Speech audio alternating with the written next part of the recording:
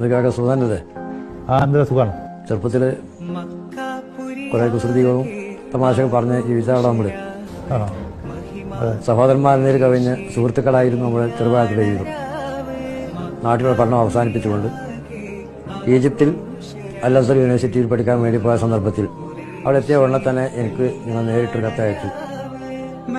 രാത്രിയുള്ള ആ വിവരണവും അതുപോലെ അവിടെയുള്ള സാഹചര്യവും ഒക്കെ വിശദീകരിച്ചുകൊണ്ട് ആദ്യത്തെ കത്ത് വന്ന സന്ദർഭത്തിൽ ഞാൻ വളരെയധികം സന്തോഷിക്കുന്നു. ആ സന്തോഷം ഇന്നും സംഭവിക്കുന്നു. ഞാൻ അവിടെ പോയി ചേർന്നത് 1958 അന്ന് മൊഹിദ്ദീൻ ആലുവായി പ്രസിദ്ധനായ എഴുത്തുകാരനായിരുന്നു.